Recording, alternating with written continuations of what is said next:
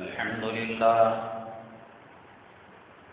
لله نحمده ونستعينه ونستغفره ونؤمن به ونتوكل عليه ونعوذ بالله من شرور أنفسنا ومن سيئات أعمالنا من يهده الله فلا مضل له ومن يضلله فلا هادي له ونشهد أن لا إله إلا الله وحده لا شريك له ونشهد أن سيدنا ومولانا محمدا عبده ورسوله صلى الله عليه وعلى آله وأصحابه وبارك وسلم تسليما كثيرا كثيرا. أما بعد فأعوذ بالله من الشيطان الرجيم. بسم الله الرحمن الرحيم. اقرأ باسم ربك الذي خلق الإنسان من علق. قال النبي صلى الله عليه وسلم إنما بعثت معلما أو كما قال النبي عليه الصلاة والسلام. رب اشرح لي صدري ويسر لي أمري واحلل عقدة من لساني يفقهوا قولي. اللهم صل على سيدنا مولانا محمد في أول كلامنا. اللهم صل على سيدنا مولانا محمد في أوسط كلامنا. اللهم صل على سيدنا مولانا محمد في آخر كلامنا. معزز سامعین کرام، رجب کی آج 27 تاریخ 1442 ہجری، مارچ کی 12 تاریخ ہے. آج کے بیان کے اہم اقتباسات اور عنوانات یہ ہیں: جتنے بھی نفع بخش علم ہیں، جب تک شریعت کے کنٹرول میں نہ ہو وہ فائدہ نہیں پہنچاتے، نقصان پہنچاتے ہیں.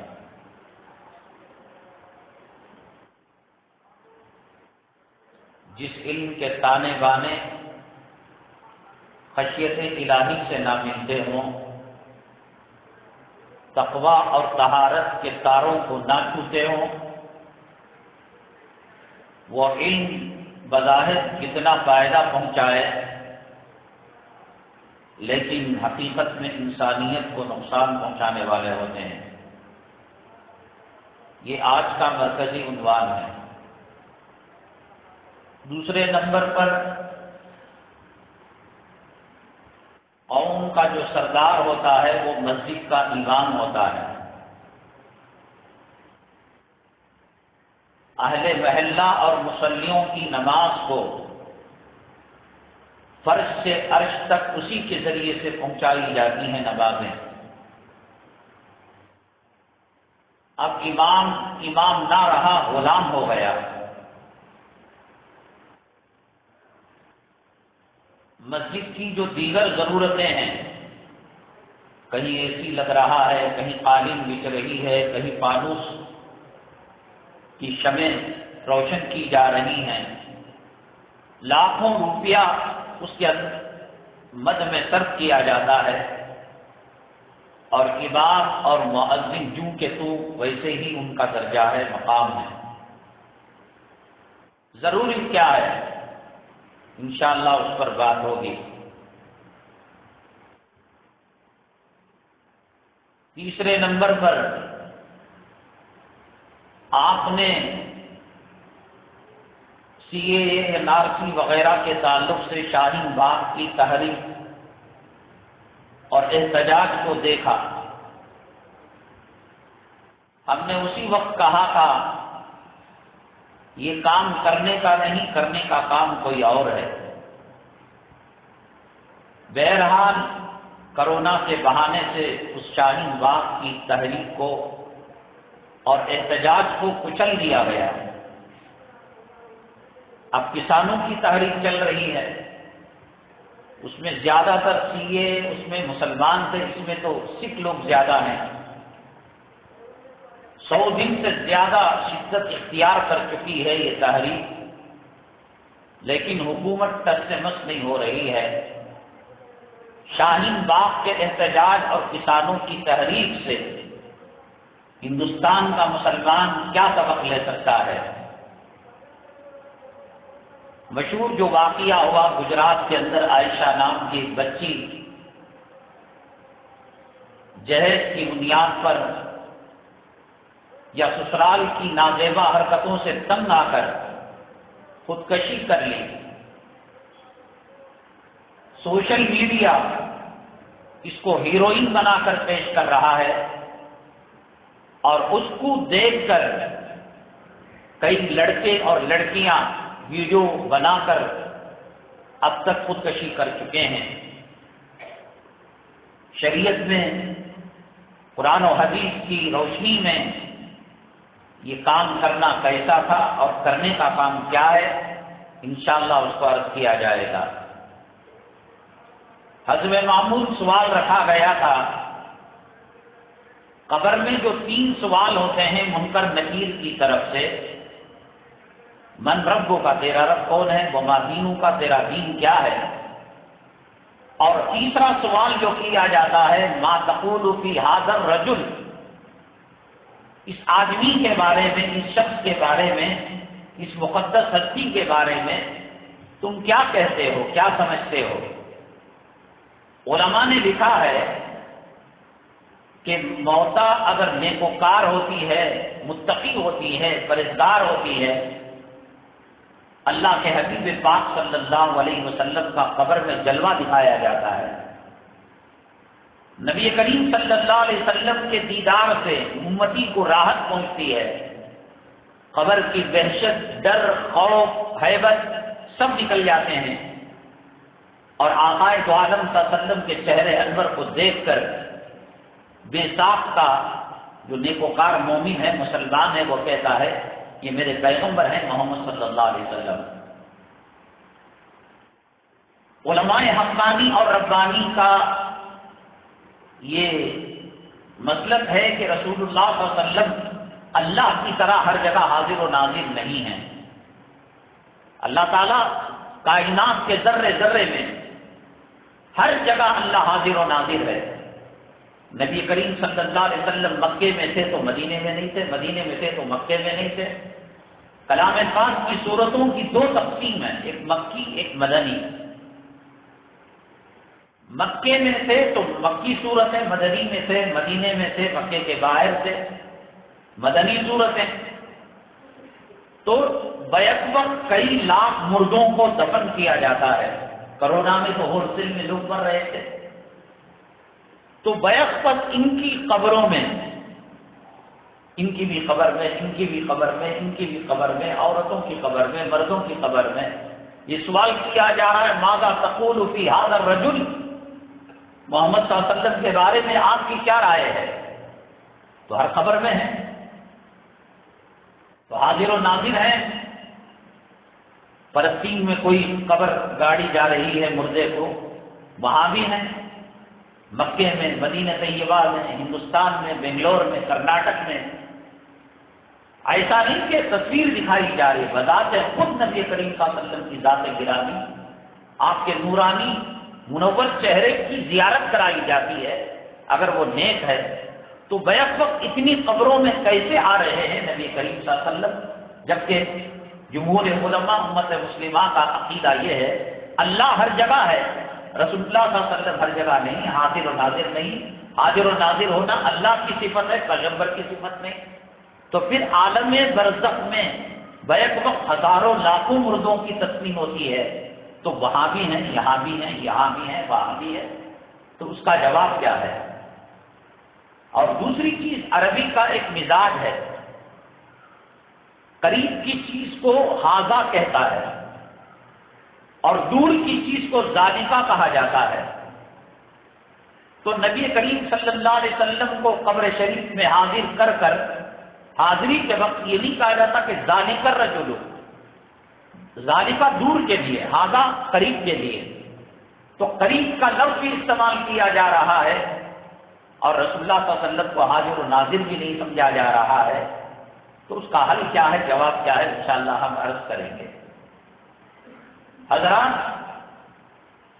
لوگ یہ سمجھتے ہیں علماء اور اسلامی تعلیمات اصلی تعلیم سے روکتے ہیں، منع کرتے ہیں، یہ بالکل بیکار بات ہے۔ جیسے عالم بننا اللہ تعالیٰ کی بڑی دین ہے، ایسے ہی اگر کوئی ڈاکٹر بنتا ہے، انجینئر بنتا ہے، لائر بنتا ہے، پروفیسر بنتا ہے، جج بنتا ہے، سائنسدان بنتا ہے، شریعت اس کی بھی سراہنا کرتی ہے، اس کو ریجیکٹ نہیں کرتی۔ مخلوق کو فائدہ پہنچانے والے یہ علوم ہیں۔ اگر سائنس اور ٹیکنالوجی ترقی نہ کر، اور سائنس اور ٹیکنالوجی کس کے باپ کی دین ہے؟ اللہ تبارک تعالیٰ ان کے ذہن میں ڈالا کہ ٹرین ایسے بناؤ، اللہ تعالیٰ نے ان کے ذہن میں ڈالا ہوائی جہاز ایسے بناؤ، اللہ تعالیٰ نے ان کے ذہن کے اندر القاء کیا کہ پانی کی جہاز، جب دنیا کی کسی درخت کا پتا اللہ کے علم کے بغیر حرکت نہیں کر سکتا، تو اتنی بڑی جہازیں، راکٹ، ہوائی جہاز، کیا انسان خدا بن گیا؟ اللہ کی بنائی ہوئی چیزوں میں رد و بدل کر کر، تصرف کر کر ایک چیز وہ بناتا ہے۔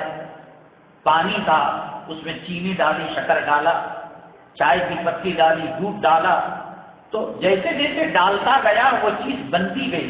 پہلے عرق بنا، بس چائے بنی، بس دودھ بنا۔ بنانے والا اللہ تعالیٰ ہے، تاثیر پیدا کرنے والا اللہ ہے۔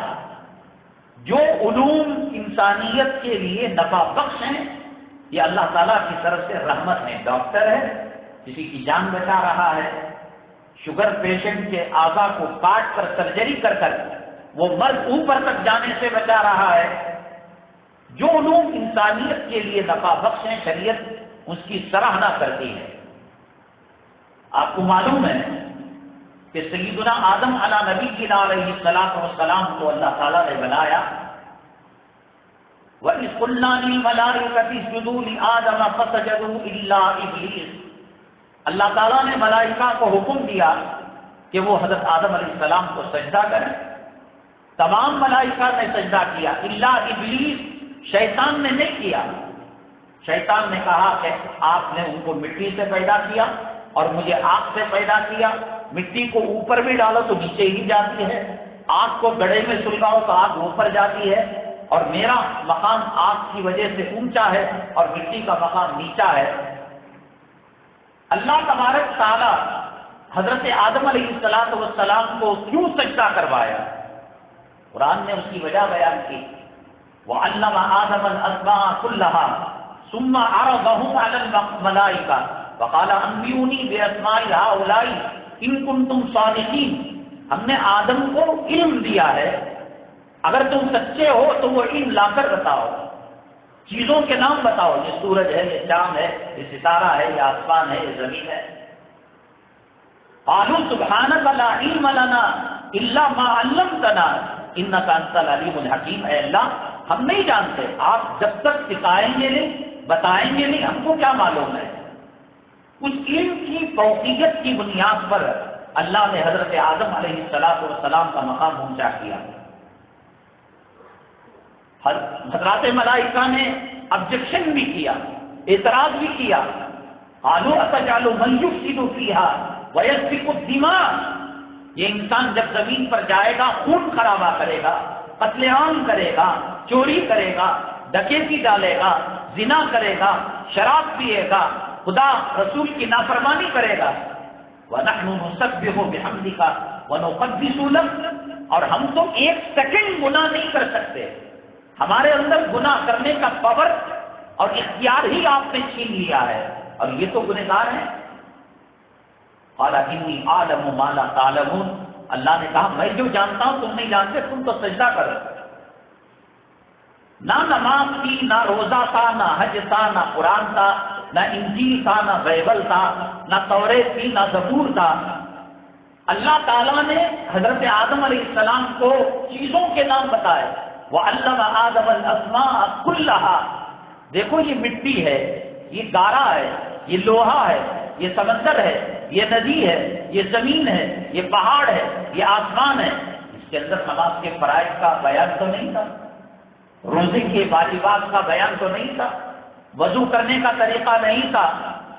تو اس علم کی بنیاد پر اللہ تبارک تعالیٰ نے حضرت آدم علیہ السلام کو فضیلت دی اور کہا ملائکہ سے کہ تم سجدہ کرو۔ معلوم ہوا کہ جو علم مخلوق کو نفع پہنچانے والا ہے اور اس کے تانے بانے جا کر اللہ کے نام سے ملتے ہیں، صفا سے ملتے ہیں، دار ارقم سے ملتے ہیں، نبی کریم صلی اللہ علیہ وسلم سے ملتے ہیں، تو وہ علم کے اندر اللہ تعالیٰ خیر و برکت دیتے ہیں اور وہ جاننے والے کو اللہ تعالیٰ اجر دیتے ہیں، ثواب دیتے ہیں۔ ایک ڈاکٹر، ایک فقیر بخار کے مریض کا علاج کرتا ہے، نیت یہ ہو کہ میں پیسے کماتا ہوں، میں روپیہ کماتا ہوں، تو پیسہ مل گیا۔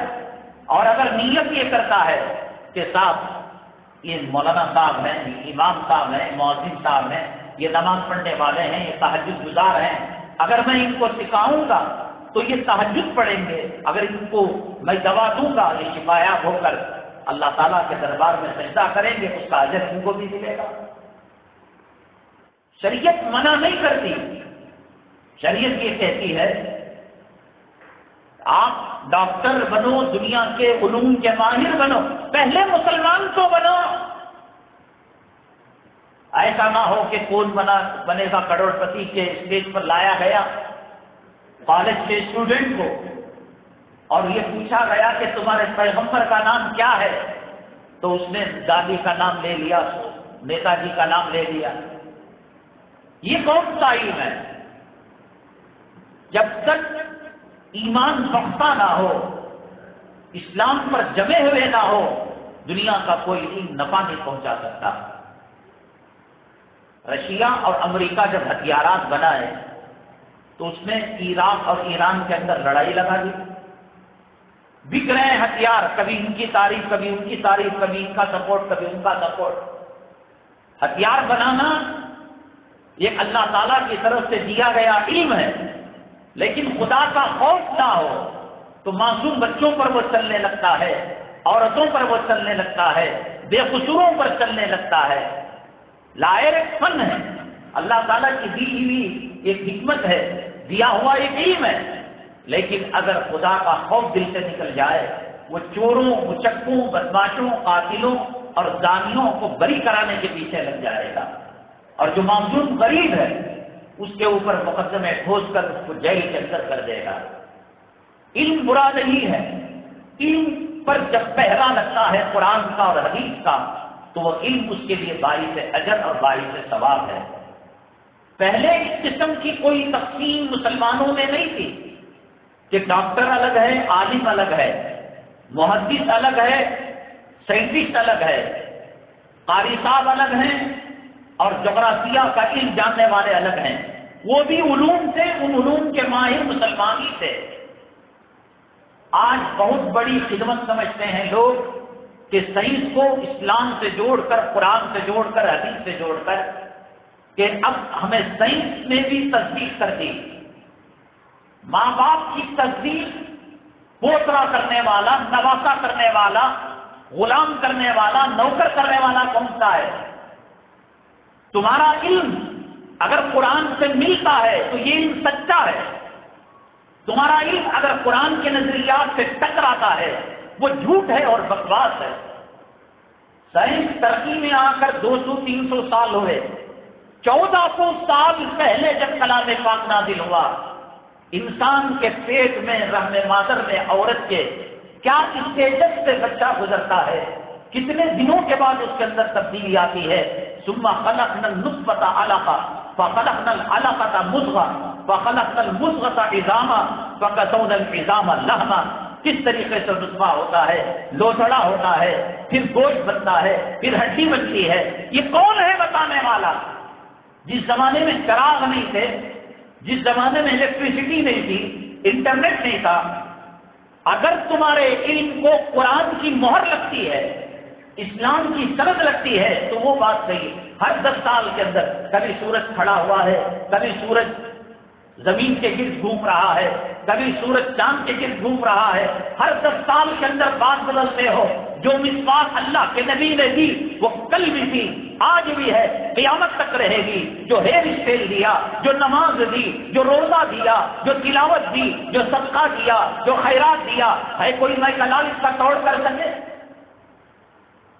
کہتے ہیں کہ انسان ان کی اصل پہلے بندر تھی، ابھی انہوں نے قرآن کی گہرائی میں گئے نہیں کہ آدم علیہ السلام کون ہے، حضرت حوا کون ہے، تیر مار رہے ہیں کہ بندر کی اولاد ہے، اور پھر خدا کی قسم جھٹکار کر وہ آئیں گے قرآن کی طرف، حدیث کی طرف کہ صاحب نہیں، حضرت آدم علیہ السلام کی اولاد ہیں، انسان باپ ہے ان کا اور انسان عورت حضرت حوا ان کی ماں ہے۔ سائنس کے اندر آج کا نظریہ، کل کا نظریہ، پھر مستقبل کا نظریہ بدلتا رہتا ہے۔ قرآن الف لام میم ذالک الکتاب پر جو شروع ہوا اور من الجنۃ والناس پر جو ختم ہوا، وہ تو کہتا ہے ان کنتم فی ریب مما نزلنا علی عبدنا فاتوا بسورۃ من مثلہ، لاؤ ایک سورت لا کر دکھاؤ، ایک آیت لا کر دکھاؤ، ایک جملہ لا کر دکھاؤ، ایک حرف لا کر دکھاؤ۔ جو کہہ دیا سائنس آج ماننے پر مجبور ہے۔ روزہ دیا، روزے کا کوئی ٹکر کے اندر اس کے بدلے مقابل کوئی چیز لا، میں اس عنوان کے اندر جاؤں آپ حیرت میں رہ جائیں گے۔ آج سائنس نے جو ترقی کی ہے، انٹرنیٹ جو بنا ہے، کمپیوٹر جو بنا ہے، اللہ کے نبی صلی اللہ علیہ وسلم نے فرمایا اوتیت علم الاولین والآخرین، مجھے پہلوں کا علم دیا گیا، اگلوں کا علم دیا گیا جو نفع والا ہے۔ کمپیوٹر کی اصل آقا سے جا کر ملتی ہے، انٹرنیٹ کی اصل آقا سے جا کر ملتی ہے، ڈاکٹری کی اصل آقا سے جا کر ملتی ہے، لباس پہننے کی اصل آقا سے جا کر ملتی ہے، اور جو ملتی ہے وہ دنیا میں بھی کامیاب ہے اور آخرت میں بھی کامیاب ہے۔ انگریزوں نے، یہود نے اور نصارا نے مستقل سازش کر کر علوم دنیاویہ اور علوم دینیہ، عصری علوم اور قرآنی علوم، مدارس کے علوم کے اندر انہوں نے درمیان کے اندر ایک دیوار حائل کر دی اور ایک فاصلہ کھڑا کر دیا، اور مسلمانوں کے دلوں میں یہ بات ڈالی کہ تم مسلمان ہو، نماز ہی تمہارا دین ہے، روزہ ہی تمہارا دین ہے، ڈاکٹر بننا دین نہیں ہے۔ میں نے بتایا حدیث کی وہ کون سی کتاب ہے جس کتاب کے اندر اللہ کے نبی صلی اللہ علیہ وسلم نے نام بیان کیا ہو، اور محدث کی کتاب طب والرقاء، میڈیکل کا باب اور جھاڑ پھونک کا باب محدث نے قائم نہ کیا ہو۔ مسلمانوں کو کاٹ کر دنیاوی علوم سے الگ کر کر نفرت پیدا کی اور دوریاں پیدا کی، ڈاکٹروں میں، علماء میں، وکیلوں میں، علماء میں، ججوں میں، علماء میں، جدید علوم کے ماہرین سائنٹسٹ میں، علماء میں۔ حالانکہ سائنس، میڈیکل، دنیاوی ترقی کے سب کا اصل اور منبع اور سر چشمہ صفا چبوترا ہے۔ مسلمانوں کو لڑا دیا، سینے پر ہاتھ باندھنا چاہیے یا ناف کے نیچے ہاتھ باندھنا چاہیے، 8 رکعت تراویح پڑھنی چاہیے یا 20 رکعت تراویح پڑھنی چاہیے، ایک مشت داڑھی رکھنی چاہیے یا کشکشی داڑھی رکھنی چاہیے، چہرہ عورت کا کھلا رکھنا چاہیے نہیں رکھنا چاہیے، آمین زور سے بولنا چاہیے، آمین آئی، لڑوا دیا، مرتے رہو۔ بعض جگہ تو ایسا ہوا کہ یہ کرونا وغیرہ اور بھاجپا کی حکومت آنے سے پہلے بنتال کے ایک علاقے میں دیوبندیوں کے، بریلیوں کے قبرستان کے اندر کسی دیوبندی کو دفن کر دیا گیا، مردہ اکھاڑا گیا، اس کو مسلمان نہیں سمجھا گیا، کہا کہ یہ غیر مذہب والا ہے دیوبندی، بریلویوں کے قبرستان میں کیسے دفن ہوا؟ جیسے کوئی سی مسلم لاش کو مکان کے اندر دفن کر دیا گیا ہو۔ دوریاں پیدا کی گئی، لڑائیاں، جھگڑے، اختلافات، فاتحہ کے نام پر، عرس کے نام پر، قوالی کے نام پر، چلے کے نام پر، چٹی کے نام، مرو۔ اور قرآن و حدیث کے اندر جتنی سائنس اور ٹیکنالوجی کی باتیں ہیں وہ لے کر ترقی پر ترقی، ترقی پر ترقی کرتے گئے۔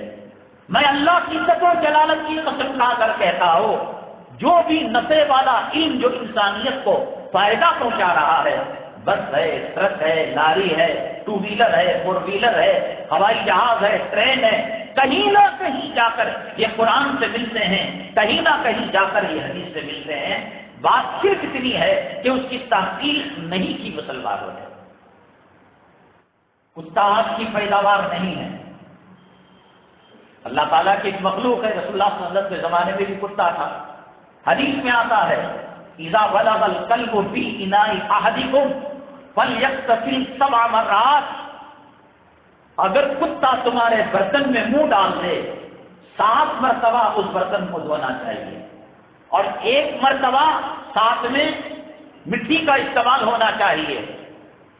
کتا کاٹتا تھا، لوگ مر جایا کرتے تھے، یہ انجیکشن لیا، وہ دوائی لی، وہ اینٹی بایوٹک لیا، اور وہ زہر کو ختم کرنے کا کوئی اس کے اندر چیز لی، ناکام ناکام ناکام۔ مسلمانوں کو تو لڑا دیا تراویح پر، عید کے رویت ہلال پر، مساجد کی سب بندی پر، اور خود ترقی کرتے گئے کہ رسول اللہ صلی اللہ علیہ وسلم نے کیوں کہا مٹی کے استعمال کو۔ 1 مرتبہ دھو کر دیکھا، چیک کیا لیاب کے اندر کتے کے جراثیم ہیں، 2 مرتبہ، 3 مرتبہ، 7 مرتبہ کیا لیکن بغیر مٹی کے کیا تب بھی جراثیم ہے، اور مٹی لگائی اور 6 مرتبہ کیا تب بھی جراثیم ہے۔ تو مٹی کا انالیسس کیا، کیا چیز ہے جو کتے کے زہر کو مارنے والی ہے، تو اس مٹی کے اندر نوشادر نام کا ایک کیمیکل تھا، وہ کیمیکل کتے کے زہر کو ختم کرنے والا تھا۔ آج مشرق سے لے کر مغرب تک، شمال سے لے کر جنوب تک، زمین سے لے کر آسمان تک، اگر کہیں بھی کتے کاٹے کا انجیکشن دیا جاتا ہے، وہی رسول پاک صلی اللہ علیہ وسلم کی جو روایت ہے کہ جس کے اندر فرمایا کہ کتا اگر تمہارے منہ میں برتن میں منہ ڈال دے 7 مرتبہ اور 1 مرتبہ مٹی، اور نوشادر مٹی کے اندر دنیا کی ہر جگہ کی مٹی میں نوشادر ملا ہوا رہتا ہے۔ نبی کریم صلی اللہ علیہ وسلم چاہتے تو کہتے کہ مٹی سے نوشادر کو الگ کر کر تم اپنے برتن کو صاف کیا کرو، لیکن امت کی سہولت کے لیے، قوم کی سہولت کے لیے مٹی آپ جو ہے سمندر کی تہ کے اندر چلے جائے، آپ صحرا میں چلے جائے، آپ جنگل کہاں نوشادر کھنال سے پھریں گے، کہاں مٹی کو استعمال کر لو اس کے اندر نوشادر ہو جائے گا۔ اللہ تبارک تعالیٰ کے یہاں ان علوم دنیا کی کوئی خاص فضیلت نہیں ہے، ایک وقتی ضرورت ہے۔ جیسے انسان ٹوائلٹ بناتا ہے، مکان بناتا ہے، سائیکل بناتا ہے، ایک وقتی ضرورت ہے۔ ثواب تو کلام پاک کے پڑھنے پر ہے، ثواب تو نبی کریم صلی اللہ علیہ وسلم کے طور طریقوں میں ہے، دنیا اور آخرت کی کامیابی رسول پاک صلی اللہ علیہ وسلم کے طور طریقوں میں ہے۔ اب جو لڑکی گجرات کی خودکشی جس نے کی، ڈبل ایم اے تھی، وہ ایجوکیٹڈ تھی، تعلیم یافتہ تھی بچی وہ، لیکن اس تعلیم کا سرا قرآن سے جا کر نہیں لگ رہا تھا۔ اگر اس کو ایمان مجمل بتایا گیا ہوتا، ہم دعا کرتے ہیں اللہ مغفرت کرے، اس کے سامنے جو دین کی سمجھ تھی اس بنیاد پر وہ شاید ہیروئن بننے کے لیے، یا ایک قوم کے نوجوانوں جو بھی ہو اس کا اور اللہ کا معاملہ، اللہ پل پل اس کی مغفرت فرمائے، لیکن حدیث کے اندر اس بات کی کوئی گنجائش نہیں خودکشی کرنے کی۔ ڈگریاں ہیں لیکن ڈگریوں سے بدتر ہیں، خدا کا خوف ہوتا، نبی کریم صلی اللہ علیہ وسلم کی حدیث کی سچائی ہوتی، صداقت ہوتی، نبی معمولی چیز نہیں ہے۔ اس مسجد کے اندر میں خطیب بن کر آیا ہوں، خطبہ دے رہا ہوں، یہ میری امانت ہے، یہ کرسی امانت ہے، میں جلا نہیں سکتا، میں توڑ نہیں سکتا، میں اس کو لے کر گھر نہیں جا سکتا، میں ٹیوب لائٹ خراب نہیں کر سکتا، مسجد کی امانت ہے۔ ہم پیدا ہوئے، سر کے بالوں سے لے کر پیر کے ناخن تک یہ اللہ کی امانت ہے۔ اسی لیے ڈونیٹ جو کرتے ہیں، آنکھیں دینا، یہ کرنا، اسلام اس کی اجازت، تم اس کے مالک تو نہیں ہو۔ مجھے کسی نے کہا کہ آپ جا رہے ہیں مولانا مسجد، میری گاڑی لے کر جائیے، واپس میں چھوڑ دیجئے، اب میں دان کر رہا ہوں، تو لائٹ لے لے، تو پیٹرول لے لے، تو ٹائر لے لے، تو فلاں چیز لے، میں کیسے دے سکتا ہوں؟ یہ امانت ہے، یہ زندگی امانت ہے، اللہ کی دی ہوئی تعلیمات، قرآنی تعلیمات کا پہرا یمے پر لگایا ہوتا تو خدا کی قسم وہ ایک کام نہ کرتی۔ اللہ کے نبی صلی اللہ علیہ وسلم نے فرمایا جو جس حالت کے اندر خودکشی کرے گا خودکشی کرنے کا ادھیکار نہیں ہے، خودکشی کرنے کا انسان کو حق نہیں ہے، اللہ کی دی ہوئی امانت میں خیانت کرنے کا حق نہیں ہے۔ ڈگریاں تو ہیں، ڈگریوں سے بدتر ہیں۔ فرمایا کہ اگر وہ آگ میں کود کر مر رہی ہے یا مر رہا ہے یا کٹ رہا ہے یا نلڈا کاٹ رہا ہے یا پھانسی دے رہا ہے، اللہ تعالیٰ بار بار یہی قیامت تک وہ عمل اس کو دہراتے رہیں گے، اور جہنم میں ڈالیں گے، وہاں بھی پھانسی لیتی رہے گی، وہاں بھی ندی میں ڈوبتے رہے گی، نکلے گی پھر ڈالیں گے، نکلے گی پھر ڈالیں گے، کوئی پھانسی لے کر مرا۔ حتیٰ کہ نبی کریم صلی اللہ علیہ وسلم نماز جنازہ نہیں پڑھایا کرتے تھے۔ کتنے بڑے بڑے گنہگاروں کے لیے نبی کریم صلی اللہ علیہ وسلم نے استغفار کیا۔ عبداللہ ابن ابی ابن سلول جو منافقوں کا سردار تھا، اسلام کو، نبی کریم صلی اللہ علیہ وسلم کی ذات گرامی کو جتنا کفر سے، جتنا یہودیت سے، عیسائیت سے، نصرانیت سے تکلیف تھی، سب سے زیادہ جو تکلیف پہنچی آستین کے سام منافقوں سے پہنچی۔ ہر زمانے میں اسلام کو تکلیف ہوئی ہے، مسلمانوں نے تکلیف اٹھائی ہے۔ یہ میر جعفر، میر صادق، آستین، آج کے جو آستین ہیں، 3 طلاق کے مسئلے کے اندر کون پٹیشن داخل کیا تھا؟ وہ مسلمان عورتیں تھی۔ 370 کے بارے میں کون کیا تھا؟ وہ زر خرید اور ضمیر فروش، ایمان فروش مسلمان تھے۔ ایسا منافقوں کا سردار جس نے نبی کریم جناب محمد رسول اللہ صلی اللہ علیہ وسلم کی زوجہ مطہرہ، جن کا نکاح آسمانوں پر طے کیا، حضرت جبریل علیہ السلام تصویر لے کر آئے، اللہ کے نبی صلی اللہ علیہ وسلم کو دکھایا، اے محمد صلی اللہ علیہ وسلم، ان سے آپ کا نکاح ہونے جا رہا ہے۔ تہمت لگانے والے یہی خبیث منافقین تھے، لیکن نبی کریم صلی اللہ علیہ وسلم نے نماز جنازہ پڑھانا چاہا، حضرت عمر الخطاب نے روکا، نہیں رکے، اگر میری نماز جنازہ سے اس کی مغفرت ہو رہی ہے تو ہو جائے، میں اسے معاف کرنے کے لیے تیار ہوں۔ ابھی قدم بڑھائے تھا، ولا تصلی علی احد منهم مات ابدا ولا تقم علی قبری، اے محمد صلی اللہ علیہ وسلم، آپ اس کی نماز جنازہ مت پڑھائیے۔ لیکن خودکشی کرنے والے کے بارے میں کہا تم میں سے کوئی آدمی پڑھا لے، میں نہیں۔ منافق کی نماز جنازہ پڑھانے کے لیے تیار ہو گئے، خودکشی کرنے والے کی نماز جنازہ پڑھانے کے لیے تیار نہیں ہوئے۔ سخت ترین عذاب ہے۔ اسلام کی تعلیمات بھی ہوتی، صحابیات کے احوال، قربانیوں کے احوال پیش کیے ہوتے، نبی کریم صلی اللہ علیہ وسلم حضرات صحابہ پیغمبروں کو کیا تکلیف دی گئی۔ حضرت آسیہ رضی اللہ تعالی عنہ، فرعون کی بیوی، اس نے کہا کہ تجھے ابھی مہلت ہے کہ موسیٰ علیہ السلام کے کلمے کو چھوڑ دے، میرے اوپر ایمان لا، نہیں مانی، کپڑوں کو نکالا، جسم کو کاٹا بلیڈ سے، تلواروں سے، مرچ کو اس کے اندر ڈالا اور کہا کہ اب بھی موقع ہے کہ تو موسیٰ علیہ السلام کے کلمے کو چھوڑ کر مجھے رب مان سکتی ہے۔ ایک ایک سوراخ کے اندر جسم کا ڈال کر، مرچ ڈال کر اسے پوچھا جاتا تھا۔ حضرت آسیہ نے کہا نہیں، اللہ تبارک تعالیٰ کی طرف میری توجہ ہے، میں تجھے رب نہیں مانتی۔ تو اس کے بعد اس ظالم نے یہ کیا، 2 ہاتھ ایسے دیوار کے اوپر لگائے اور بڑی بڑی میخیں، سن سے نازک ہے، آپ کی عورت تو جھنگور دیکھ کر ڈر جاتی ہے، چپکلی دیکھ کر ڈر جاتی ہے، کرنٹ جائے تو ڈر جاتی ہے، کوئی انجانی آواز آئے تو ڈر جاتی ہے، وہی سن سے نازک عورت ہے، اس کی بڑی بڑی میخیں دیوار کے اندر لگائی جا رہی ہیں، پیر کے اوپر بڑی بڑی میخیں دیوار کے اندر لگائی جا رہی ہیں، اور اس کے چہرے کو محل کی طرف کیا جا رہا ہے، سونا ڈالا جا رہا ہے، چاندی کے زیورات اس کے جو ہیں اس کو اڈیلا جا رہا ہے۔ تو حضرت آسیہ کی زبان سے نکلتا ہے سورہ تحریم کی آخری آیتوں میں، اے اللہ جنت کے اندر مجھے مکان دے دے۔ یہ کیا مکان مجھے دکھا رہا ہے؟ خودکشی نہیں کی، بچھوؤں کو جسم پر چھوڑا گیا، کاٹ کر مرچ کا مسالہ ڈالا گیا، ہاتھوں پیروں کے اندر میخیں اور لوہے کی کیلوں کو ٹوکا گیا، اور اس سے سب سے بڑی چیز عورت کی عزت اور آبرو ہوتی ہے۔ وزیروں کو پورے محل کے اندر بٹھا کر بیچ کے اندر ان کے کپڑوں کو اتارا گیا، اللہ اکبر، لیکن ان کے قدم ہلے نہیں۔ یہ اسلامی تعلیمات کی کوئی اہمیت کی ڈگری نہیں تھی۔ ڈگریاں لینے والے حالات کا سامنا نہیں کرتے، اس کو ہیروئن بنا کر جہیز لینا کس نے بتایا تھا؟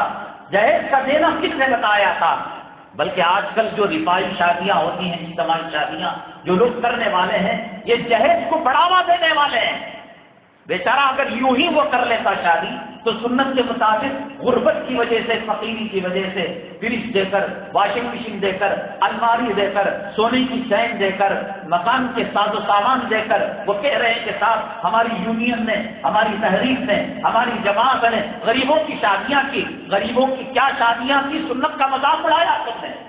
وہ فقیر رہتا، وہ غریب رہتا، ان چیزوں کو نہ کر کر نبی کی حدیث کے قریب رہتا، نبی کی سنتوں کے قریب رہتا۔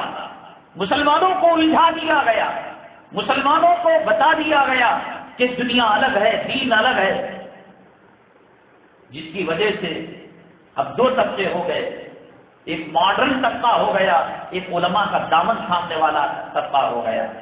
ماڈرن طبقہ اتنا دور ہوا، اتنا دور ہوا، میں آپ کو بتاؤں، اگر کسی مسلمان بچے کو یہ آپشن دیا جاتا ہے کہ امریکہ کا پریزیڈنٹ بنایا جائے گا، اوباما کی جگہ رکھا جائے گا، بش کی جگہ رکھا جائے گا، ٹونی بلیئر کی جگہ رکھا جائے گا، مگر تجھ کو ایمان مجمل نہیں پڑھایا جائے گا، ایمان مفصل نہیں پڑھایا جائے گا، قرآن کی تعلیمات نہیں دی جائے گی، مسلمان کے نطفے سے اور نسل میں پیدا ہوا ہے، تو وہ بش کے پریزیڈنٹ کی کیوں اور صدارت کو امریکہ کی، یورپ کی، خدا کی قسم سے شاپ کا خطرہ نہیں سمجھے گا۔ وہ کہے گا میرا ایمان مجھے سلامت کے ساتھ رکھے، سلامتی کے ساتھ رکھے گا، مجھے قرآن نہیں چھوڑنا ہے، نبی کی محبت نہیں چھوڑنا ہے، میں ٹھکرا سکتا ہوں، میں وائٹ ہاؤس پر پیشاب کر سکتا ہوں، وہ وائٹ ہاؤس، وہ صدارت، وہ کروڑ پتی بننا، وہ ارب پتی بننا، جس سے ایمان دور ہو، ہم لعنت بھیجتے ہیں ایسے پر۔ وہ فقیر ایک مسلمان ہوگا، وہ ان چیزوں کو ٹکرا دے گا، دنیا میں بھی ذلت، آخرت میں بھی ذلت۔ جب تک ہم یہ نہیں کہہ رہے کہ آپ کے بچوں کو کانوینٹ میں نہ پڑھائیں، اب دیکھیے نیا قانون آیا ہے ہندوستان کے اندر، جس دن بری خبر نہ آئے ٹی وی کے اندر، اخبار کے اندر، سوشل میڈیا کے اندر، وہ سمجھو وہ دن مسلمانوں کے عید کا دن ہے۔ کبھی طلاق کا مسئلہ، کبھی 370 کا مسئلہ، کبھی مسلمان بچوں کے حسب و نسب کا مسئلہ، پاپولیشن کا مسئلہ، آبادی کا مسئلہ، اذانوں کو کم کرنے کا مسئلہ، سڑکوں پر نماز پڑھ، کسی بھی نہ آئے۔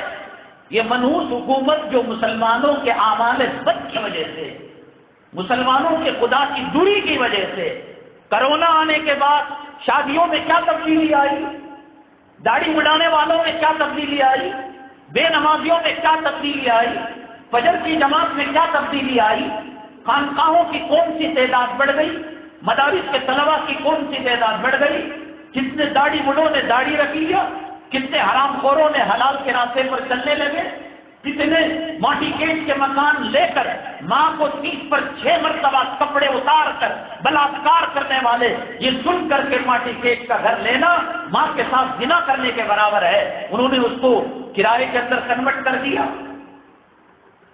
قصور خدا کی قسم نہ موزی کا ہے، نہ مودی کا ہے، نہ بھاجپا کا ہے، ہمارے اعمال بد نے ان کو ہمارے اوپر مسلط کیا ہے۔ ہر آئے دن بابری مسجد کا مسئلہ ہو، نان نقشے کا مسئلہ ہو، طلاق کا مسئلہ ہو، شریعت ساری چھین لی ہندوستان کی آزادی کے بعد۔ مسلمانوں کو کہا شریعت گاڑی چلانا بھی ہے، شریعت کٹنگ کرنا بھی ہے، شریعت شادی کرنا بھی ہے، شریعت جو ہے گھر بسانا بھی ہے، مسلم پرسنل لا، فیملی مسائل کو دے دیا۔ کیا مسئلہ؟ طلاق کا مسئلہ، خلع کا مسئلہ، وراثت کا مسئلہ، ہبہ کا، یہ 4 مسئلے دے دیے کہ تم ان میں آزاد ہو۔ بقیہ جتنے کروڑوں مسائل زندگی گزارنے کے لیے ہیں، حکومت کیسے کی جاتی ہے، یتیم خانہ کیسے قائم کیا جاتا ہے، بینک کیسے قائم کیا جاتا ہے، گاڑیوں کے احکامات کیا ہیں، زمینوں کیا، سب ایک چھوٹا سا ٹکڑا دے کر کتے کے سامنے ہڈی ڈال کر بسکٹ ڈال کر جسے خوش کرتے ہیں۔ 1947 میں پرسنل لا مسلمانوں کو دیکھ کر کلام پاک کے 30 پاروں میں 2-3 صفحے دے کر بقیہ سے ہٹا کر گویا انہوں نے مسلمانوں پر احسان کر دیا، جس کا نتیجہ یہ ہوا کہ ایک طبقہ جو دنیا سے لگا وہ دین سے اتنا دور ہوا. حضرت مولانا ارشاد صاحب رحمت اللہ علیہ فرمایا کرتے تھے، دارالعلوم دیوبند کے مبلغ تھے، حضرت کے گھر میں رہنے کا ہمیں بھی کچھ نصیبی کا موقع ملا، حضرت کے یہاں قیام کیا، حضرت کے دسترخوان میں کھانا پینا تھا. وہ صاحب ترتیب تھے، بالغ ہونے سے لے کر موجودہ وقت تک کوئی نماز آگے پیچھے 5 وقت کی نہیں ہو پائی تھی. وہ سفر میں پورا انتظام رکھتے تھے، کہاں جماعت ملے گی، کہاں پلیٹ فارم کے اندر جو ہے انجن بدلے گا، پانی دیا جائے گا، وقت ملے گا نماز کا، جماعت کا سارا شیڈول رکھتے تھے. فرماتے ہیں علاقے میں میں مسجد میں گیا، نماز کے بعد نماز جنازہ تھی، کہا چلو اس کا بھی ثواب حاصل کر لے. تو چنانچہ نماز جنازہ پڑھنے کے بعد امام صاحب ایک لمبی دعا کے اندر لگ گئے. نماز جنازہ خود دعا ہے، اللہم اغفر لی حینا و میتنا و شاہدینا. اس دعا پر اور کوئی دعا نہیں ہے، کرنا ہے اپنے طور پر کر لے، جیسے نماز کے بعد اجتماعی دعا کی جاتی ہے. شریعت میں اس کا تصور نہیں ہے. حضرت السلام علیکم ورحمۃ اللہ، السلام علیکم ورحمۃ اللہ پڑھ کر باہر نکلے تو دیکھا کہ ایک صاحب ہیں، سوٹ بوٹ پہنے ہوئے ہیں، ماڈرن لگ رہے ہیں، آفیشل لگ رہے ہیں، اور یہ صاحب لگ رہا تھا کہ کوئی غیر مسلم ہوں گے. تو حضرت نے کہا کہ بھئی آپ کون ہیں؟ تو حضرت کے حلیے کو دیکھ کر حضرت السلام علیکم، اچھا آپ مسلمان ہیں، سلام بھی کر رہے، وعلیکم السلام ورحمۃ اللہ وبرکاتہ. آپ نماز میں بھی نہیں تھے، نماز کے بعد جنازہ جو دلوں کو ضمیروں کو جھنجھوڑتا ہے اس نماز جنازہ میں بھی شریک نہیں تھے. کیا بات ہے، کسی دشمن کا نماز جنازہ ہے، کیا مسئلہ ہے؟ تو وہ کہنے لگا حضرت ہم نے سنا ہے کہ جو آدمی نیا شو پہن کر آتا ہے، قیمتی چپل پہن کر آتا ہے، مسجد میں چوری ہو جاتے ہیں. اچھا بھی جوتوں کی حفاظت میں آپ نے نماز جنازہ کو چھوڑ دیا اور فرض نماز کو چھوڑ دیا، تو چلو نماز کو بعد میں آپ قضا بھی کر لیں گے یا گھر میں بھی پڑھ لیں گے، جنازے کی تو قضا ہونے کی نہیں. لگتا ہے تمہارا 1 نمبر کا دشمن ہوگا، 1 نمبر کا مخالف ہوگا، تمہاری بیوی اور بچوں پر، لڑکیوں پر بری نظر ڈالا ہوگا، ماں کو گالیاں دیا ہوا ہوگا، اس لیے آپ کیوں نماز جنازہ چھوڑ رہے ہیں؟ ایک بھائی تو ہے گھر گزر کر پڑھ لیتے. وہ شخص کہنے لگا حضرت کچھ اور نہیں ہے، میرے ابا حضور کا جنازہ ہے. دینی تعلیم نہیں ہوگی، باپ کا مقام کیا، ماں کا مقام کیا، امام کا مقام کیا، مؤذن کا مقام کیا؟ جو باپ کو جوتوں سے کم قیمت پر سمجھے ایسی تعلیم پر لعنت ہے. گانجا کہاں فروخت ہوتا ہے، عشقیہ ماحول کہاں بنتا ہے، ٹیچرنی کو کون کس جگہ اسٹوڈنٹ اٹھا کر اخلاق کے بغیر، کردار کے بغیر، اور جس تعلیم کے تانے بانے سپا چبوترے سے نہ ہو، وہاں زنا چلے گا، وہاں بدکاری چلے گی، وہاں نشہ چلے گا، وہاں ڈرگ چلے گا، وہاں قتل عام ہوگا، وہاں بے حیائی ہوگی. باپ برقعے میں لپیٹ کر، دستانے پہنا کر، پاؤں میں موزے ساتھ پہنا کر گیٹ تک لے کر جاتا ہے اس امید پر کہ میری بچی کسی کے ساتھ کوئی معاملہ نہیں کرے گی. جانے کے بعد بیاگ میں برقع اور کسی غیر. ہندوستان کے اندر اکثر کالجوں میں، یونیورسٹیوں میں مسلم لڑکیاں غیر مسلم لڑکوں کے ساتھ جا رہے ہیں، جس کو وہ گھر واپسی کہتے ہیں، اسلام مسلمان دشمن. یہ پڑھے ہوئے ہوتے کہ دین کی کیا قدر و قیمت ہے، یہ جانے ہوئے ہوتے حضرت بلال نے کتنی قربانیاں دی، یہ جانے ہوئے ہوتے حضرت زنیرہ کے ساتھ کیا معاملہ پیش آیا، یہ جانے ہوئے ہوتے حضرت آسیہ نے کیا قربانیاں دی. اگر یہ جانے ہوئے ہوتے حضرت آسیہ کا میک اپ کرنے والی، چوٹی ڈالنے والی جو خادمہ تھی، اس کے ساتھ کیا معاملہ کیا، اسلام کے لیے، دین کے لیے کتنی قربانیاں انبیاء علیہ السلام نے دی، تو آج ہندو کے ساتھ یہ بات. اس تعلیم کو قرآن سے کاٹ دیا گیا، اور یہ وہ تعلیم ہے جو خود رسول اللہ صلی اللہ علیہ وسلم نے دیے ہیں. یہ کہ چیز آج تحقیق کر کر اس پر عمل کر رہے ہیں. ہوائی جہاز کے اندر اوپر جو پینٹ مارا جاتا ہے، میکسیمم 90% پینٹ ان کا نام چھوڑ کر، کچھ پھول بوٹے کو چھوڑ کر وائٹ پینٹ مارا جاتا ہے. نبی کریم جناب محمد رسول اللہ صلی اللہ علیہ وسلم نے فرمایا تمہارے لیے بہترین لباس سفید کپڑا ہے، اور تمہارے اموات کے لیے بہترین کفن سفید ہے. کیوں؟ آپ نے حکم دے دیا، آپ کی سنت امت کے اندر رائج ہو گئی. اب ریسرچ کیا گیا، تحقیق کیا گیا، انسان کے اندر بشاشت پیدا کرتا ہے، شرافت پیدا کرتا ہے، اخلاق کردار پیدا کرتا ہے، اور جو الٹرا وائلٹ شعاعیں آتی ہیں دھوپ کے اندر، سفید رنگ اس کو اندر جانے نہیں دیتا۔ نبی کریم صلی اللہ علیہ وسلم نے آسانی سے کہہ دیا۔ آپ نے فرمایا کہ بسترے پر یہ حدیث کوئی میں کلال ٹکر نہیں لے سکتا، اس کی زندگیاں ختم ہو کر اس کے پیشاب میں وہ ڈوب کر جائے گا، لیکن نبی کریم صلی اللہ علیہ وسلم کے طریقے کا کوئی مقابلہ نہیں کر سکتا۔ داڑھی رکھنے کا حکم دیا، داڑھی منڈانے پر گلے کا کینسر آسانی سے آ جاتا ہے، داڑھی کے منڈانے پر قوت مردانگی 40 نسلوں تک آگے بڑھ جاتی ہے۔ نبی کریم صلی اللہ علیہ وسلم نے جس ڈھنگ سے بال رکھنے کا حکم دیا، پہلے سیدھا پائجامہ پہنو، بعد میں دوسرا پہنو، اس کے اندر بھی حکمت ہے۔ مردوں کو کاٹ ٹکنے سے اوپر رکھو، اس کے اندر بھی میڈیکل کے اثرات آتے ہیں۔ بسترے کو جھاڑنا 3 مرتبہ آپ نے حکم دیا کہ تم میں سے کوئی آدمی بسترے پر سونے لگے کپڑے سے 3 مرتبہ جھاڑ لے۔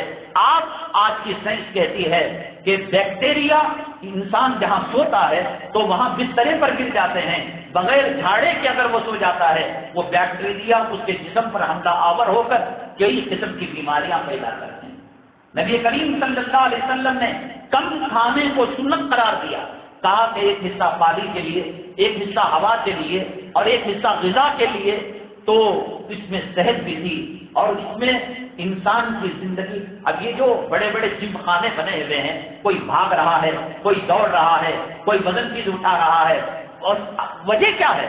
اصل یہ وجہ یہ ہے کہ اس انسان کو 100 کلو کھانا تھا، اس نے 1.5 کلو کھا لیا، تو اب اس کو برن کرنا ہے، جسم کے اندر فاضل مادہ آ جائے گا، کولیسٹرول آ جائے گا، چربی آ جائے گی، جس کی وجہ سے مختلف قسم کی بیماریاں پیدا ہو جائیں گی۔ اللہ کے نبی صلی اللہ علیہ وسلم نے کہا کھانا کہیں کو گلانا کہیں کو۔ جم خانے سے مدینہ طیبہ میں ایک حکیم آئے، مدینہ طیبہ کے اندر 1 ہفتہ رہے، 1 مہینہ رہے، 3 مہینہ رہے، کوئی پیشنٹ حکیم صاحب کے پاس گیا نہیں۔ انہوں نے کہا تم لوگ بڑے سخت متعصب آدمی ہو، تمہارے پیغمبر کے پاس علاج کراتے ہو اور تمہارے مسلم ہاسپٹل اور نرسنگ ہوم میں علاج کراتے ہو، ہمارے پاس کوئی علاج کرانے آیا ہی نہیں۔ تو مدینہ طیبہ کے صحابہ کرام اور دیگر لوگوں نے کہا اصل میں کوئی بیماری آتی ہی نہیں، نبی کریم صلی اللہ علیہ وسلم نے ہمیں کھانے کا طریقہ بتایا، پانی پینے کا طریقہ بتایا، وہ 3 سانس میں پانی پینے کا کیوں حکم دیا، وہ بیٹھ کر پانی پینے کا کیوں حکم دیا، وہ دوپہر کے کھانے کے بعد قیل اللہ کا کیوں حکم دیا، اور رات کے اندر جلدی سو جانے کا کیوں حکم دیا، فجر کے بعد جگنے کا کیوں حکم دیا۔ فجر کے بعد سے لے کر اشراق تک جو ماحول رہتا ہے وہ جنت کا ماحول رہتا ہے۔ جو کمینہ، جو ملعون فجر چھوڑ کر ناپاکی کی جنابت کی حالت میں سورج کے چڑھنے تک سوتا ہے، ہزاروں بیماریاں اس کو لپیٹ لیتی ہے۔ آج اس رات کو بتوں کے پجاری سمجھ چکے ہیں، کافر سمجھ چکے ہیں۔ جاؤ لال باغ کو جاؤ، تبن پارک کو جاؤ، ہزاروں کی تعداد میں لوگ کاروں میں، گاڑیوں میں آتے ہیں اور وہاں پارک کرتے ہیں، کوئی دوڑ رہا ہے، کوئی بھاگ رہا ہے۔ اللہ کے نبی صلی اللہ علیہ وسلم نے فرمایا کہ تم تہجد کو اٹھو، فجر کی نماز پڑھو اور اشراق تک اللہ کا ذکر کرو، حج و عمرے کا ثواب ملے گا۔ وہ جنتی ہوائیں جو چل رہی ہیں اس کو تم لوگے تو اس کے اندر تمہاری صحت بنا کرے گی۔ شیر جنگل کا راجا سمجھا جاتا ہے، کھاتا کتنا ہے؟ ہفتے میں 1 مرتبہ صرف کھاتا ہے۔ 750 کلو گرام کا مگرمچھ 600 گرام کی غذا کھاتا ہے اور 3 دن میں 5 دن میں 1 مرتبہ کھاتا ہے۔ ہم یہ سمجھتے ہیں کہ چھوٹے چھوٹے ننھے منھے بچے ابھی سے ان کو پریکٹس کرائی جاتی ہے، نوالے بنا کر چندا ماما کو دیکھو، سورج ماما کو دیکھو، اور شروع سے پیٹو بنانے کی فکر کی جاتی ہے، کبھی چپس دلا دی، کبھی یہ دلا دیا، کبھی وہ دلا دیا۔ تو حکیم صاحب کو صحابہ کرام نے کہا اللہ کے نبی صلی اللہ علیہ وسلم نے پیٹ کے 3 حصے بنا دیے ہیں، وہ حصے ہم نے کیے ہیں تو ضرورت ہی نہیں ہے۔ ایک حکیم کا ایک مسلمان عالم سے سابقہ پڑھا کہ حکمت کے بارے میں، میڈیکل کے بارے میں تمہارا قرآن کیا کہتا ہے؟ انہوں نے کہا کلو وشربو ولا تسرفو، کھاؤ پیو اسراف مت کرو، چبا چبا کر کھاؤ، 3 انگلیوں سے نوالا لو۔ ہر چیز کے بارے میں صحیح کہنے سے قرآن حدیث کا مقام نہیں بڑھا، صحیح وہاں تک نہیں پہنچی ابھی۔ 1400 سال پہلے جہاں قرآن پہنچ چکا تھا، 1400 سال پہلے جہاں حدیث پہنچ چکی تھی، اس کے اندر کوئی تبدیلی نہیں ہے۔ نبی کریم صلی اللہ علیہ وسلم نے بال رکھنے کے 3 طریقے بتائے، کان تک ہے اور پھر گلے تک ہے، پھر گردن تک ہے، لما وفرا جما جس کو کہتے ہیں، تو اس کے اندر اس کی کیا خصوصیات ہیں؟ مولانا طارق محمود چغتائی انہوں نے کتاب لکھی ہے نبی کریم صلی اللہ علیہ وسلم کی سنتیں اور میڈیکل سائنس۔ ایک ایک چیز کے اندر آپ نے رنگ بتایا، آپ نے کھانے، اگر کوئی ڈائٹنگ کرنا چاہتا ہے پیر جمعرات کے روزے رکھ لے، اس سے بڑھ کر دنیا میں اور کوئی ڈائٹنگ نہیں ہو سکتی۔ حضرت مولانا پیر ذوالفقار صاحب دعوت برکات مالیہ نے فرمایا، ایک صاحب مجھے ایکسرسائز کے بارے میں بحث و مباحثہ کر رہے تھے، کہہ رہے تھے کہ تم مسلمان بہت کم ایکسرسائز کرتے ہو۔ حضرت نے کہا ہم ایکسرسائز کرتے ہیں، نماز پڑھتے ہیں۔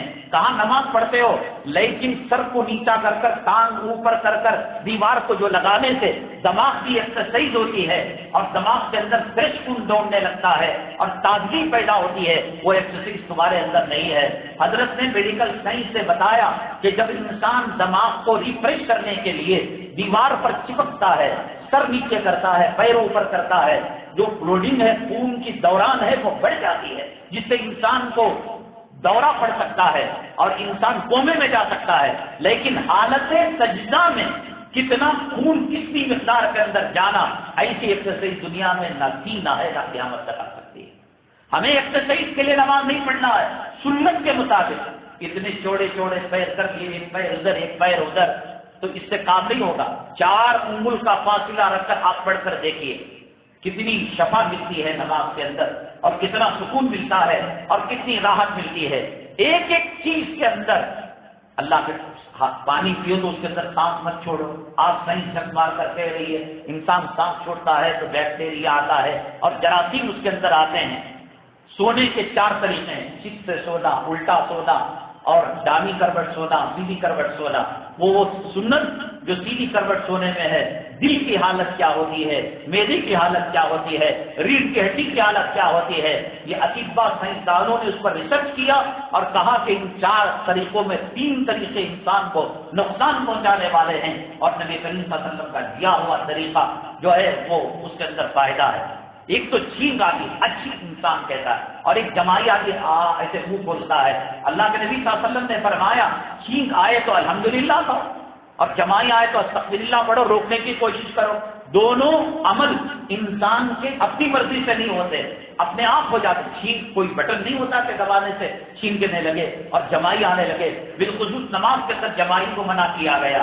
اس کے اندر جب تحقیق میں گئے پتا چلا ایک چھینک کی وجہ سے ریچارج ہو جاتا ہے پورا انسان کا باڈی اور پورے انسان کا جسم، ایک تازگی پیدا ہو جاتی ہے۔ اور اس کے جواب میں مسلمان کہتا ہے الحمدللہ، اللہ کی تعریف ہے، اس کے لیے کتنے لیٹر ٹانک پینا پڑتا تھا، دوائی کھانی پڑتی تھی، اور جمائی کی وجہ سے انسان کے اندر سستی، کاہلہ کی، مردہ پن پیدا ہوتا ہے، تو اسے روکنے کا حکم۔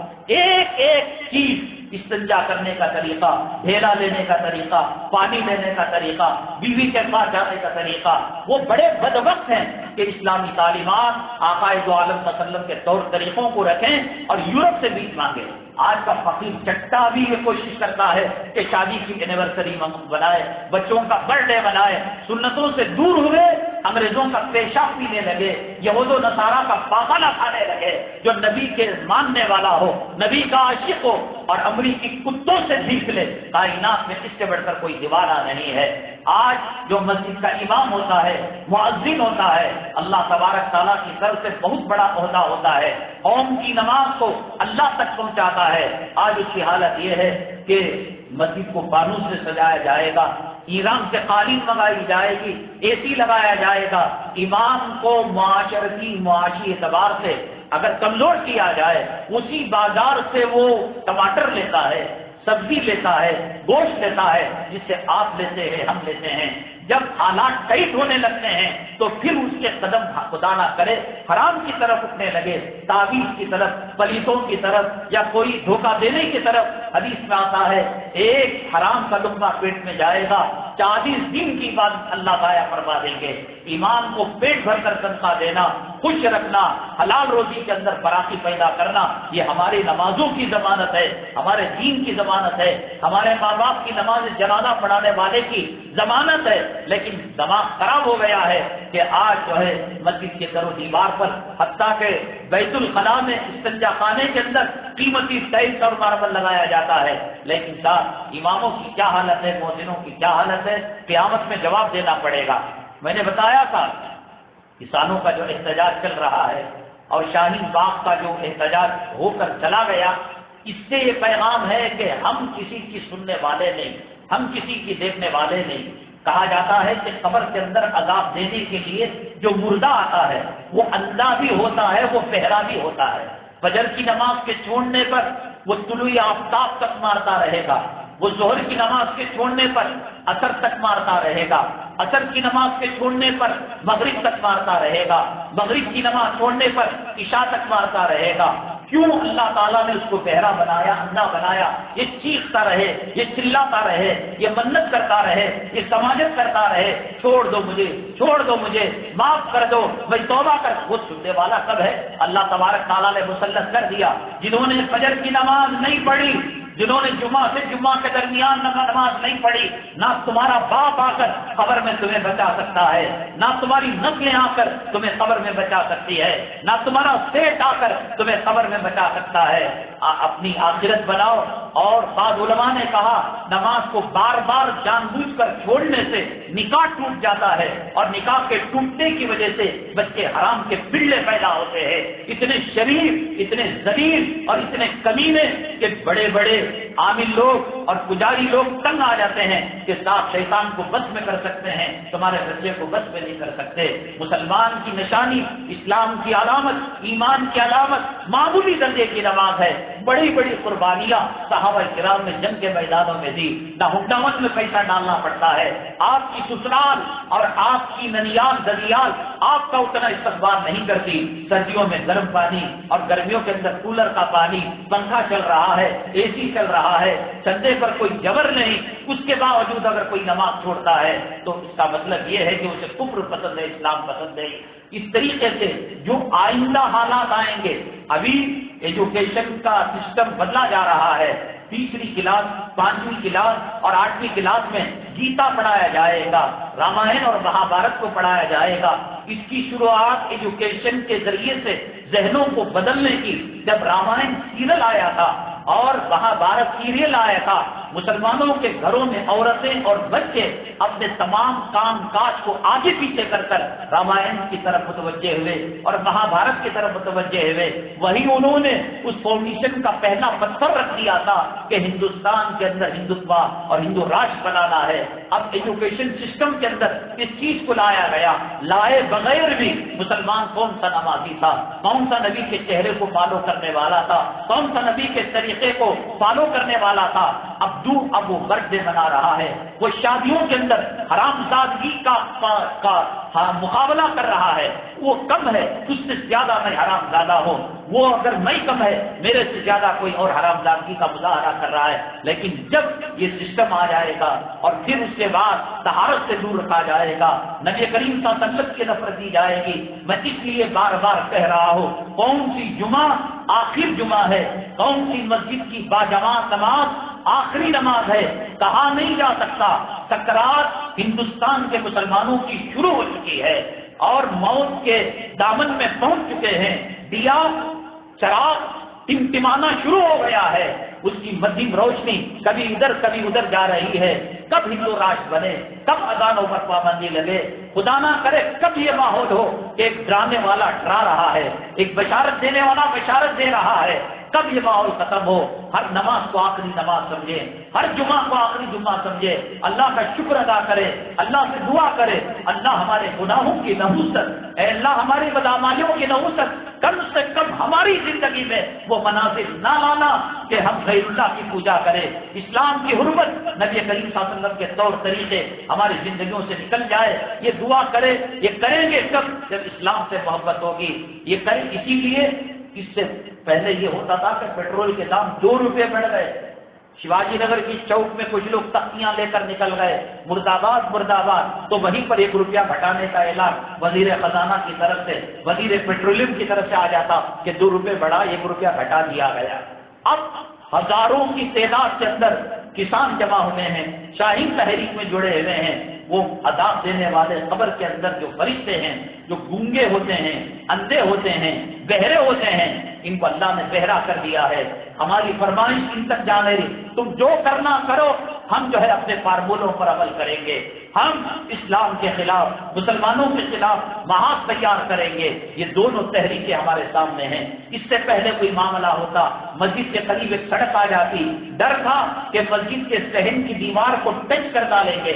بنگال کے اندر ایک مسجد میں یہ 4 لین جا رہی تھی، مسلمان آ گئے میدان کے اندر تو انہوں نے اس کے رخ کو موڑ لیا، رخیں مڑا کرتے تھے، اب جو ہے مسجدوں کو ٹارگٹ کیا جا رہا ہے، اب عبادت گاہوں کو ٹارگٹ کیا جا رہا ہے۔ اتنی بڑی شاہین تحریک، اتنا بڑا کسانوں کا احتجاج، کان پر جوں تک نہیں رہی۔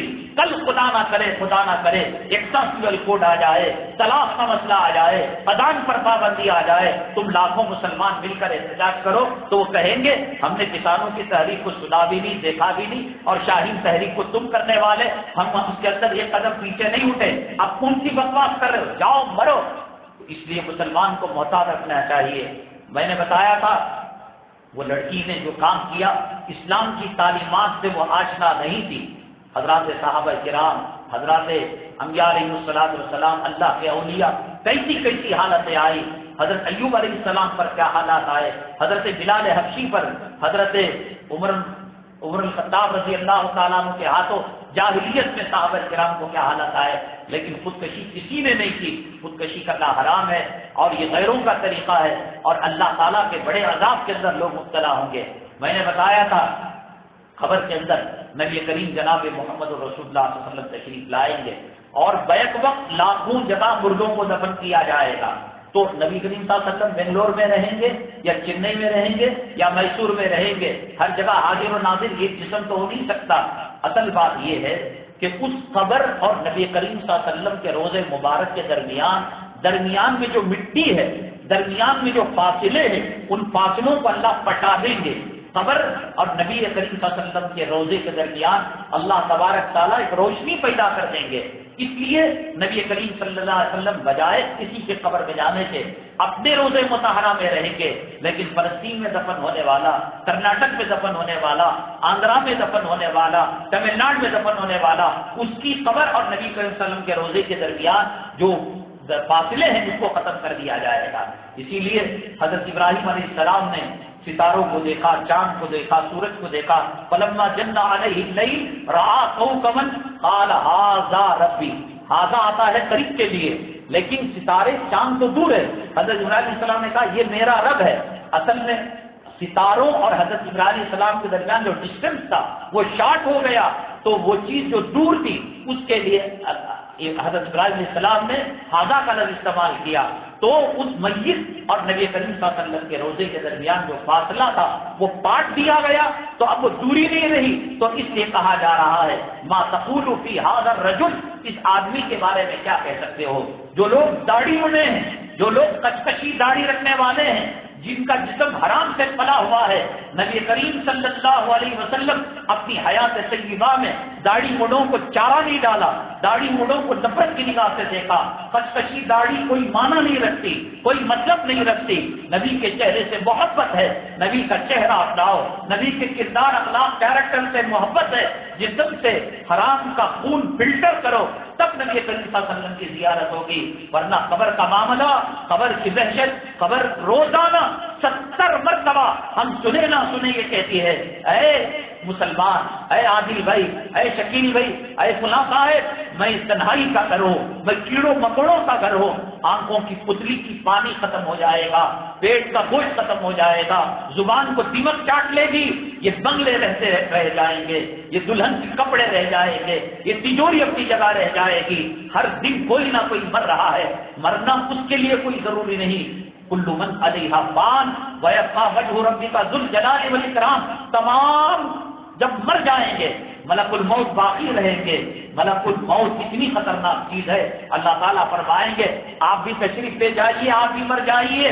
وہ تھر تھر کانپنے لگیں گے جنہوں نے پیغمبروں کی روح نکالی تھی، انبیاء کی روح نکالی تھی، صحابہ کی روح نکالی تھی، اولیاء کی روح نکالی تھی، ابدال کی روح نکالی تھی، غوثوں کی روح نکالی تھی، بادشاہوں کی روح نکالی تھی، امیروں کی روح نکالی تھی، غریبوں کی روح نکالی تھی۔